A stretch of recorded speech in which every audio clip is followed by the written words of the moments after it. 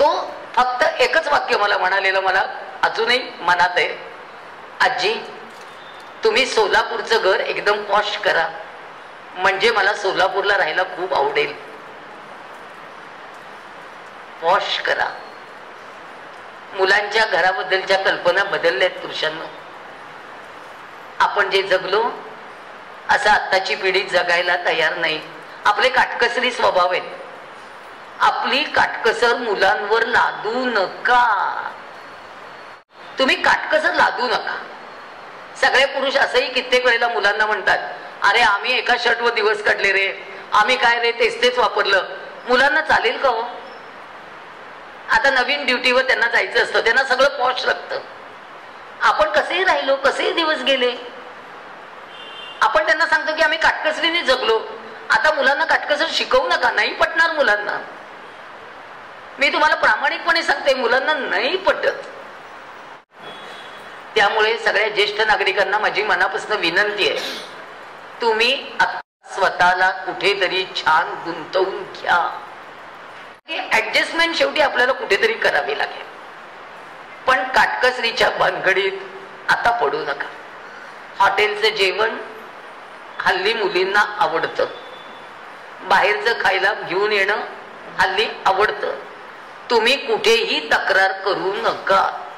जमत नसेल तर खाऊ नका, पण तक्रारीच्या भानगडीत पडू नका. कारण का हल्ली इतकं बाहेरच्या खाण्याचं वेळ वाढत चाललेलं आहे, नाही चालणार. आणि बायकांनो, एक गोष्ट मात्र प्रामाणिकपणे, आता तुम्ही बाहेर ऑनलाईन जे बुकिंग करताय खाद्यपदार्थांचं, तेवढं मात्र करू नका. कारण का त्याच्यात धोके किती आहेत तुम्हालाही माहिती आहे. फक्त आपण मुलांशी हे बोलूया. तुम्ही जर सतर्क आई असाल तर बाहेरचे धोके मुलांना समजावून सांगा, सुनांशी बोला, तर हे समजले जाते. पण कुठल्याही प्रकारे काटकसर लादू नका. उधळेपणा पण करायचं नाहीये, काटकसर पण लादायची नाहीये. पण हे सगळं जर जमणार असेल तर पुढचं म्हातारपण चांगलंच आहे. नाहीतर आता म्हातारपण हे आपल्यालाच नियम खूप आहेत. आणि तरुण पिढीनं, आम्ही तुम्हाला लहानपणापासून इतकं छान वाढवलंय, आम्ही कष्ट केले, आम्ही उपकार नाही केले तुमच्यावर, पण थोडस आम्हालाही समजून घ्या ना. आम्ही फार वेगळ्या पद्धतीने वाढलो रे, आम्ही फार वेगळ्या पद्धतीने जगलोय. त्या जगण्याचे अर्थ खूप वेगळे होते. त्यावेळेला परिस्थिती नव्हती, त्यावेळेला आम्ही काटकसर करत गेलो. आम्हाला काटकसरीने जगायची सवय लागली आहे. आम्ही मुद्दाम नाही करत, पण तुम्ही तुमच्या बायकांना सांगा, आई मुद्दाम नाही करत. आई शिळी भाजी उरली तर का खाते, तर ती वाया जाऊ नये म्हणून खाते. तिला शिळ करायचे हौस नाहीये. काही गोष्टी तुम्ही मुलांनी बोला, बायकोशी बोला, तुमची परिस्थिती सांगा की आम्ही आता अशा पद्धतीने जगतोय. याचं कारण असं आहे की आमच्याजवळ पैसा नव्हता. थोडेसे पैसे असले की सुरक्षित वाटतं ग. माझ्या मिस्टरांची सर्व्हिस प्रायव्हेट होती. प्रायव्हेट नोकरीमध्ये फंड नाहीये, आम्हाला पेन्शन नाहीये, पत्रकारांना पगार नव्हते. आम्ही काटकसरीने जगलो. आता जर आम्ही काटकसरीने जग असं सुनेला शिकवलं, आता तिला पटणार नाहीये. पण माझ्या एकेका रात्रीचा, माझ्या एकेका दिवसाचा, माझ्या एकेका प्रसंगाचा अनुभव माझ्या मुलांनी घेतलाय. त्याला मी इंजिनियर कसं केलं ते फक्त मला माहिती आहे, त्याला माहिती आहे. त्याचे वडील 90 सालापासून आजारी होते, त्यांना संधिवाताचा त्रास होता. आम्ही ज्या पद्धतीने जगलो ते सगळं आम्ही आता सुनेला सांगू शकत नाही. पण मुलांची जबाबदारी आहे. मुलांनी या गोष्टी समजावून सांगितल्या पाहिजेत बायकोला. हे मुलांनी जर जरा समजावून घेतलं ना, तर पुन्हा आपलं म्हातारपण जरा बरं जाईल. आणि एक गोष्ट सांगू पुरुषांनो, सगळा दोष बायकोला देऊ नका. मुलाला वाढवण्यात तिचीच एकटीची चूक नाहीये. तुम्ही सुद्धा घरात थांबला नाही, तुम्ही घराला वेळ दिला नाही, तुम्ही घरात मुलांशी संवाद केला नाही, तुम्ही फक्त नोकरी करत राहिलात, तुम्ही पैसा आणत राहिलात. तुम्ही काही जण तर हुकुमशाही पद्धतीने घरात वागत राहिला, ती कुचंबत राहिली. तिला तिचा मोकळा श्वास घेता आला नाही तरुण वयात. आता तिला मोकळा श्वास घेण्यासाठी मुलांचं राज्य आहे. मुलांच्या राज्यात पण ती स्वतंत्र श्वास घेऊ शकत नाही. तुम्ही थोडासा मोकळा श्वास तिला घेण्यासाठी म्हणून दोघांनी मिळून काही अनुभव शेअर करायला नको. तुमच्याकडे ज्येष्ठांचं विरंगुळा केंद्र आहे, छान आहे होते, सुरू करा. तुम्ही तुमचे छंद जोपासा. आणि संध्याकाळी मुलगा ऑफिस मधनं जर लवकर येत असेल तर त्यावेळेला थोडस बाहेर फिरून बिरून यावं, जरा त्यांनाही मोकळीक द्यावी. एकत्र घरात असेल तर आपण त्यांच्या प्रायव्हसीचा पण विचार करू. आपण त्यांचाच विचार करू. आता आपला विचार करण्याची वेळ गेली. आता फक्त त्या पिढीचा विचार आहे, जी पिढी आपल्याला पुढे नेणार आहे, पाणी घालणार आहे असं मी म्हणत नाही. पाणी कोण घालेलं आहे आता मलाही माहिती नाही, कारण का तो विषय अवघड आहे, तो सोडून देऊ. पण प्रत्येक पावलावर आता फक्त ऍडजस्टमेंट आहे. एक गोष्ट बोलू, दागिने खूप असतील आत्ताच वाटून टाका.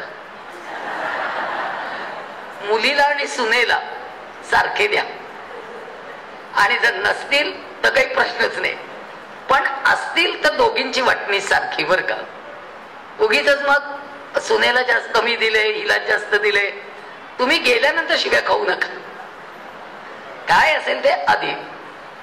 आणि एक गोष्ट खरी, मुलांना आत्ता आपण आहोत तोपर्यंत जे काही त्याच्या वाटणीच आहे ते तुम्ही लिहून ठेवा. मृत्यूपत्र करायचं प्रत्येकाने. आता पुढच्या पिढीमध्ये भांडणं नकोत. स्वच्छ सगळं छान लिहून ठेवा. रजिस्टर करायला पाहिजे अशातलाही भाग नाहीये. एका कागदावर लिहून ठेवा, फक्त एका डॉक्टरची सही घेऊन ठेवा त्याच्यावर. अहो काही नाही, सोपं आहे. लाचार झालेलं म्हातारपण नको. स्वाभिमानाने जगलोय, योग्य तिथे स्वाभिमानाने जगूया.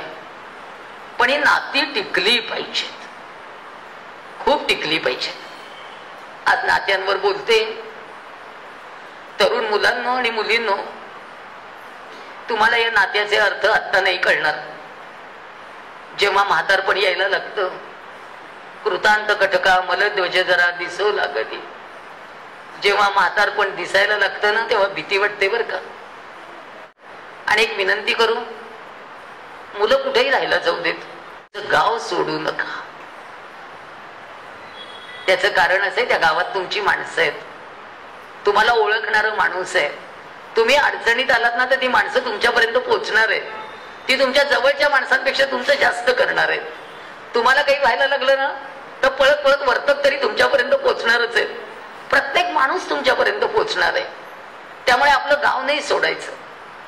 किती मुलं म्हणाली पुण्यात येऊन राहा, तुमचं घर आणि तुम्ही लखलावेत, आमच्या अडचणीच्या वेळेला या, पण घर सोडून नको जाऊ. आज मी सगळ्यांना सांगते, आपली समोरचं ताट द्या पण बसायचा पाठ देऊ नका. हे बरोबर विवा शिरवाडकरांनी लिहिलं. माझा मुलगा त्याचे बाबा गेल्यानंतर खूप अस्वस्थ आहे. तो 42 वर्षाचा आहे, पण तो इतका रडतो की त्याचं रडणंच थांबत नाही. तो सोलापूरला आल्यानंतर यांच्या खोलीत बसून इतका रडतो. त्याला मी परवा म्हटलं, आशुतोष किती रडशील? आता 3 वर्ष झाली यांना जाऊन. तो म्हणतो, मी लहान असताना जर बाबा गेले असते ना तर आई फार बरं झालं असतं. मला त्यांच्या आठवणींचा एवढा त्रास झाला नसता. माझ्या मिस्टरांना एक फार चांगली सवय होती, पुरुषांनो, मुलांनी नमस्कार केला ना की ते त्याला मिठी मारायचे. मी यांना एकदा विचारलं होतं, आशुतोषने नमस्कार केल्यावर तुम्ही त्याला मिठी का मारता? तेव्हा ते म्हणाले, मला माझ्या हृदयाचे ठोके त्याच्या हृदयात ऐकू येतात आणि मला ते ऐकायला फार आवडतात. पुरुषांच्या मुलांविषयी असलेल्या संवेदना मला यांच्या आजारपणात कळल्या. ते इतके अस्वस्थ असायचे आशुतोषसाठी. ते जवळजवळ 7 महिने शेवटचे ऑक्सिजनवर होते. आम्ही घरातच ऑक्सिजन लावला होता.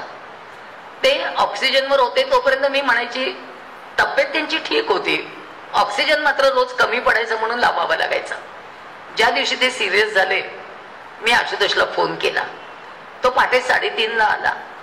गेट वाजलं नाही, दार वाजलं नाही, बेल वाजली नाही, पावलं वाजली नाहीत, तरी हे मला सांगतायत तो आलाय, जरा दार उघड. मी म्हटलं बाबा मला कसला आवाज नाही आला? ते म्हणतात नाही ग, माझ्या हृदयाचा प्रत्येक ठोका सांगतो ना तो कुठेतरी माझ्या जवळ आहे, मला अस्वस्थपणा आलाय, तू दार उघड. मी पहाटे 3:30ला जाऊन पुढचं दार उघडलं. आशुतोष बूट काढत होता. तो म्हणला आई तुला कसं कळलं? म्हटलं मला नाही कळलं, तुझ्या बाबांना सगळं कळतं. तो पटकन आत गेला, त्यांना जरा उठून बसवलं गेलं, नमस्कार केला.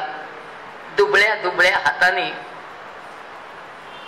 त्याला जवळ घेतलं, मिठी मारायचा प्रयत्न केला आणि त्या दिवशी हे गेले. गुरुजींनी सांगितलं आशुतोष बाबांना शेवटचा नमस्कार कर.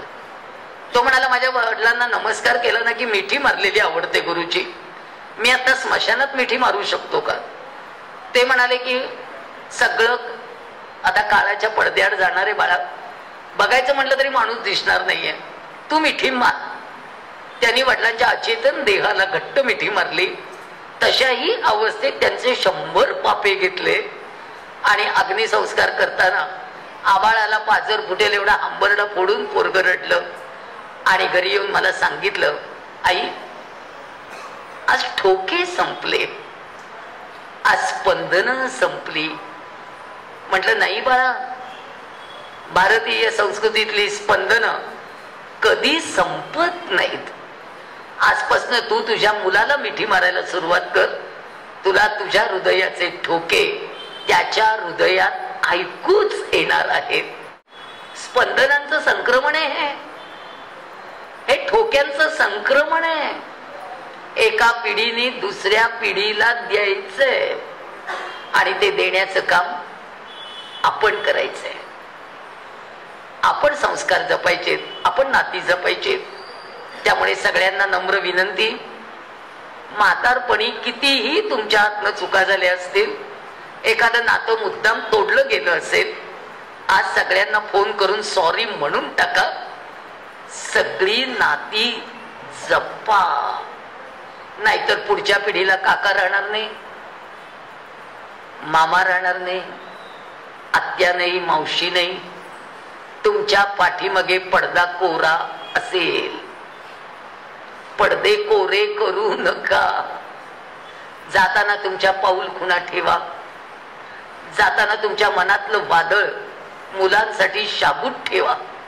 तुमचे संस्कार, तुमचं एकूण जगणं मुलांसाठी कायम आदर्श राहिलं पाहिजे. त्यामुळे आजपासून सगळी नाती जपा. प्रत्येक नात्याला असं वाटलं पाहिजे की आपलंय, आणि ही जर नाती जपलीत तर हे सगळं टिकेल. हा एकटेपणा कुणाच्याही वाट्याला येऊ नये बाबांनो. हा एकटेपणा अजिबात नको. यासाठी आजपासून आपण संकल्प करूया, नाती जपूया. आज नाती जपलीत तर म्हातारपण सुंदर आहे. तुम्ही छंद जोपासा, म्हातारपण सुंदर आहे. थोडीशी तडजोड करा, म्हातारपण खूप छान आहे. तडजोडीशिवाय जगता येणार नाही. आणि म्हातारपणात पांढऱ्या केसाचं वैषम्य बाळगू नका. ही शरीराची अवस्था आहे. मन मात्र अतिशय आनंदी ठेवून जगूया आणि जगणं सुंदर करूया.